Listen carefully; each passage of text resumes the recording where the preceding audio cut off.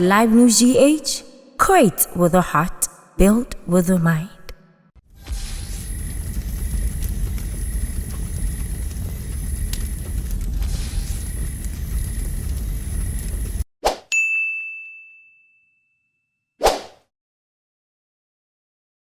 All right, so we are back and we're moving straight to our next topic. And obviously, the next topic is in connection with what my brother was even talking about already. That is looking at the journals and all that, and how we've always make it like the Afrobeat and all that. And now, what really is the Afrobeat?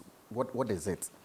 So, Afrobeat with an S or without an S? Because there are two types. I remember. Yeah, you said if with an S. We have two types of the Afrobeat. We have the one that was engineered by Fela, the late Fela Kuti of Nigeria. Yeah. That is why most people attribute the one with the S to the Nigerians, because they have a similar one from their country.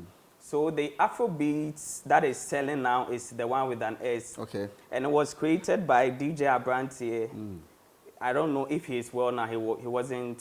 Yeah, he had stroke some time back.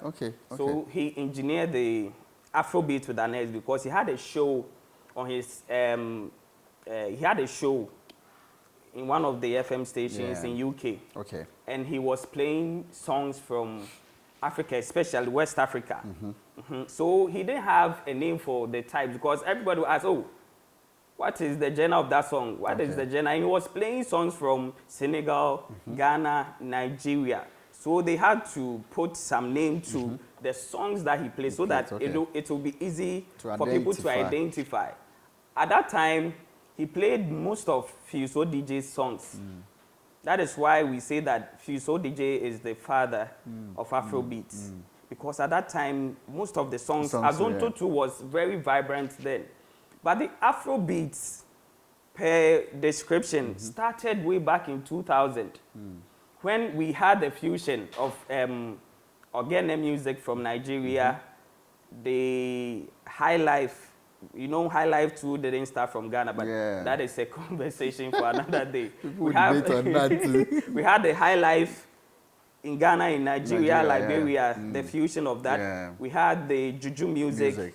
We had the Gom. And we had the Bacardi.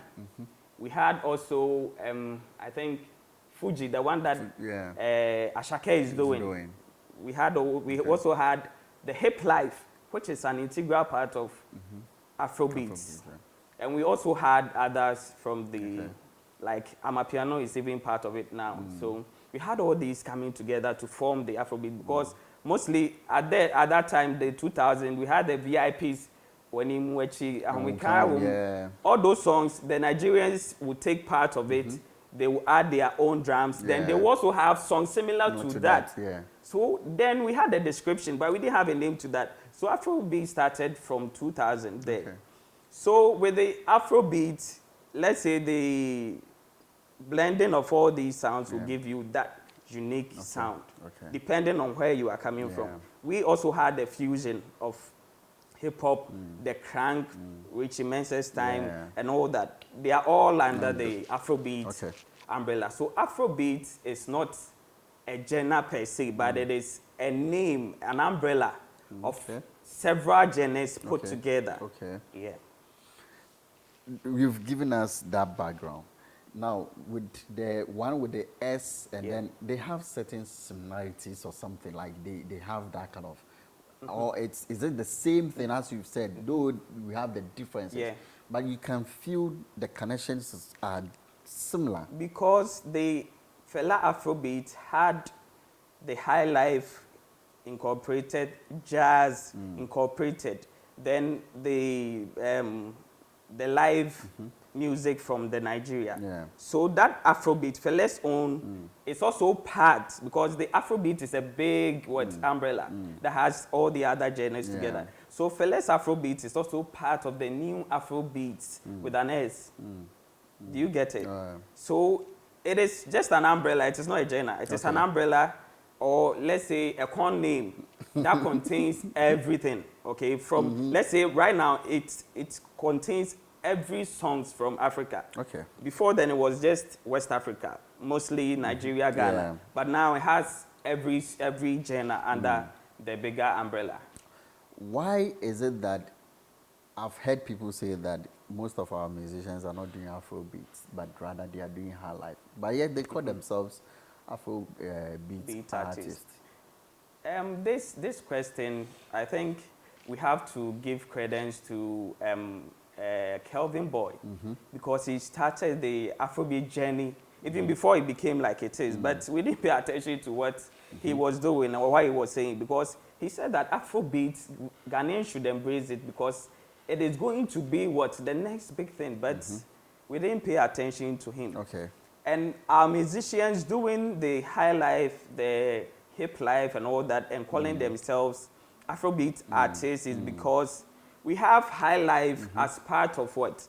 Afrobeat. Yeah. It is in there. Yeah. We have hip life in there. We even have UK sounds. Okay. Like the likes of, I've forgotten this artist. All their sounds are also in Afrobeat. So our sounds now in the world music, if you want something to identify by, then you have to go with the Afrobeat to get that mileage or to get the people to listen to you. And also, genuinely, you are part of it because high life is in there. Hip life is in there. So you are part of the whole thing.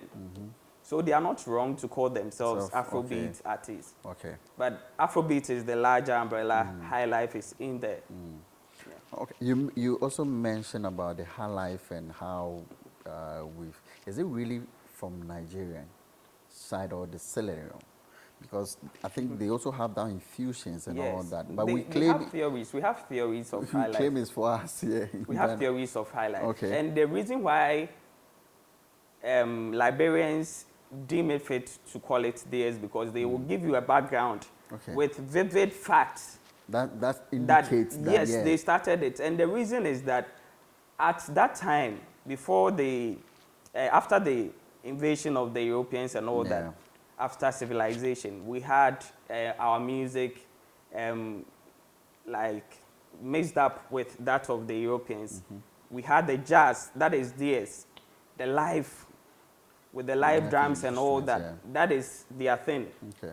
Because we had the talking drums, the handmade instruments before they infused their hand. So all those things, they were in Liberia, so they left it there and they copied it.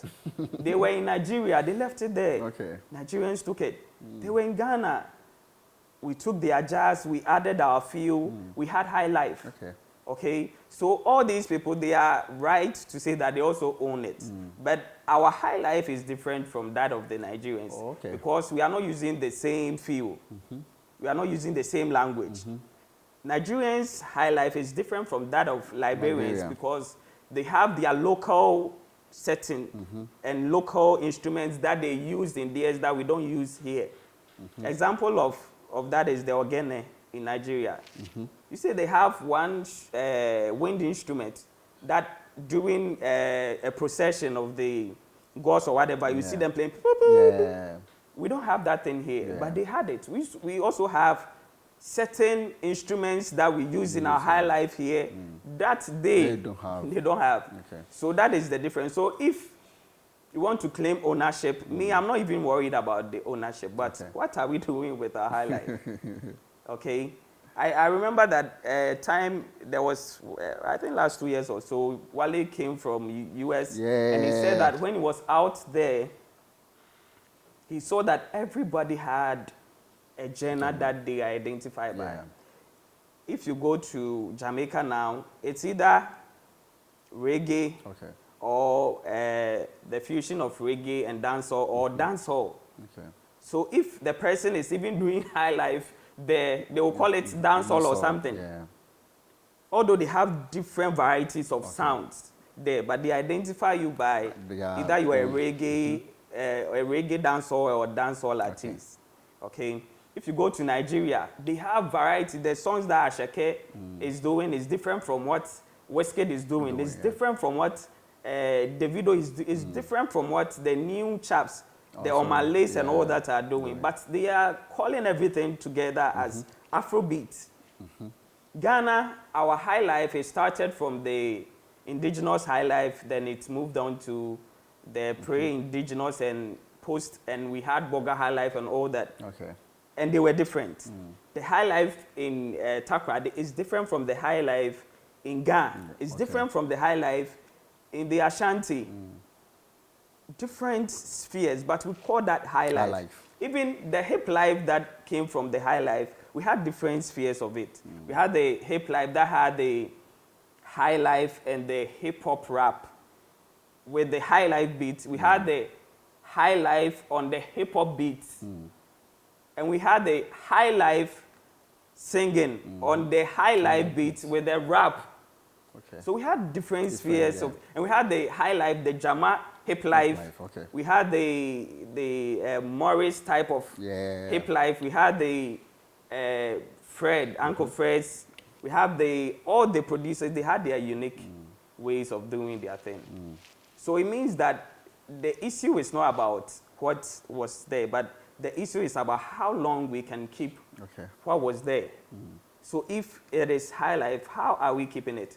If it is hip life, how did we keep it? If it is Azonto, how did we keep it? That is our problem here in Ghana.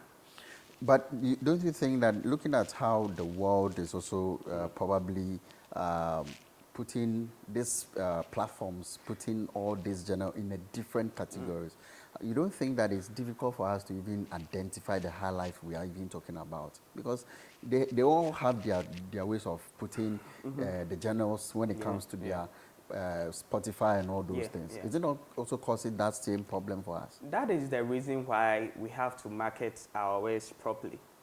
Because before then, we were bigger in music than Nigerians. They even had to learn from us. But they were able to learn and learn proper. Okay. That is why they are where they are today. And they marketed their wares very well. That is why I said Afrobeat is not their own. But right now, they've claimed it. And you might think it is their own thing, but it is not theirs. Because they've marketed the brand Afrobeat very well and have been able to take it to be their own. So if we are to prosper, most music geniuses believe that we have to have a unique genre that we can easily identify our music under. So say if we have dancehall artists, it is under that genre. Okay. If we have Afrobeat, high life, hip life, they are still under the genre. I was very sad when one of our pundits, I don't want to mention the name, said that hip life is dead. But most of the songs that Kwame Eugene is doing now, Kiddy, most familiar, it's all hip life. If we can define hip life properly, we can see that most of all these songs are under hip life. So hip life didn't die. We just moved on from there. And we are fond of creating new genres without even identifying the core products of that genre. I think Stonebwoy in one of these cases brought Afro reggae, or what is the genre that he's identified by? Is it reggae dancehall? Afro reggae dancehall, right? Afro something. Oh. Afro dancehall. So what is Afro dancehall? Okay. Dancehall is dancehall. I think Black Rasta had an issue with that particular, the same thing you're talking about. We are Ghanaians. What is that thing that we have that we can easily go by? Because mostly Stonebwoy's songs that he calls Afro dancehall, you see Afro more than the dancehall. That's all, okay. So it's barely Afrobeat. Okay. Do you get it? And I think Shatawale said we should have that name as High Life or something, and I agree with him. But I think it should be something that we will the gatekeepers will sit on and discuss and bring out, outdoor that name like the Nigerians are doing. And the reason why the Nigerians had an upper hand is they had the Afrobeats there, which is the Fela's Afrobeats. So it was easy for them to just take the whole thing because they had a background to that with them. And so with this, is it who is really supposed to push this particular thing for us to be able to accept? Is it the executives, producers? Is it the labels? Is it the artists? Are they the ones to be able to make sure that these things are being recognized the way we are looking at now? First of all, if we had an industry that had leaders, then the leaders should have done that. Because they are our leaders. Okay. Creative arts industry, Okay. music industry. So where is the music industry? If we have one, then the leaders should take the task upon themselves and start with that. But they were even laughing at your man.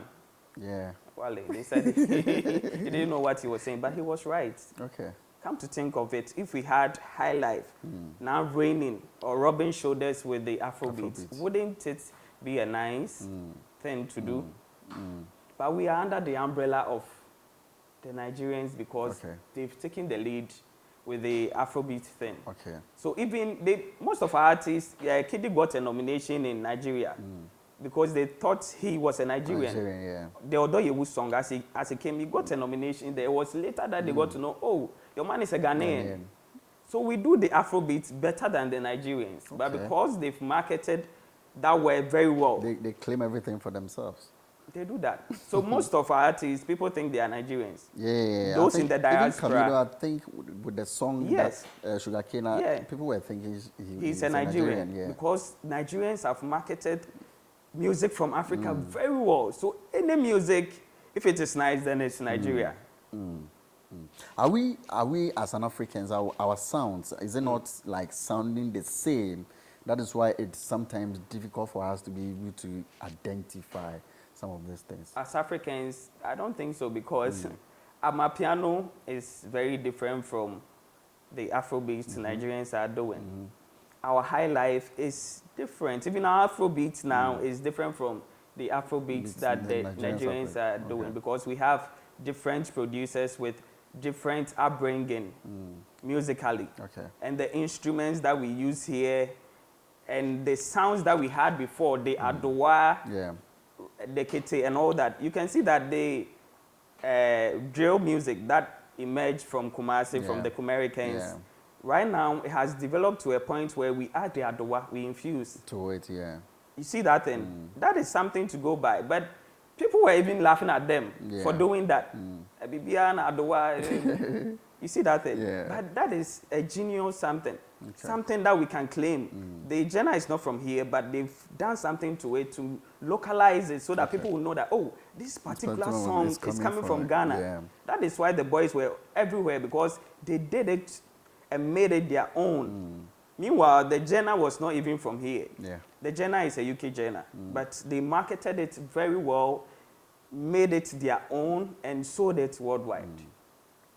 So, bro, we'll be going very soon, but I want to know, what are we supposed to do as an industry to be able to know that we are keeping this and we are owning this for ourselves, and we are putting ourselves on the map, that when you mention Ghana, you know that, okay, this is exactly what we want, and this is what is coming from Ghana? The best is to have a working industry. And every working industry has structures. We have plans, we have strategies that in the next 5 years, this is what we are doing. So by then, we should have these people investing. We should involve the government in these decisions, because we've taken it as a group, as an industry. But we don't have that. What we have now is agenda, always fighting. I did this, I did that, but we are not coming together. If you see the Nigerian, their media space, you have a lot of quote unquote bad news that implicates artists. Artists has done that. You will not find most of them. All you find is the promotion of what? Their culture in their songs.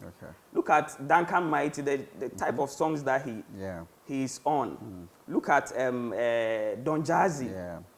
Look at how they've calculatively used their language, their Yoruba, their whatever language, and they are selling it to the... I heard, was it the day before yesterday, Ashake performed on a US program. I've forgotten the name of that show. It's a one night show or something. It's a very big platform. But he was speaking his local language. He did the song, Yoga. It is in his local language. But it is everywhere. in his local language Yeah. because of marketing, Okay. because of the calculated attempts by their industry which is structured. So if we are not structured, then there's no conversation. But we have ministers and creative arts ministers and all that, and we have them, but they are not We believe that working. at least they will be doing some of these things. We have them, but we want a working industry. They are there, but it is not working because we can't see the structures. Who is this? Who does that? Who is the leader of?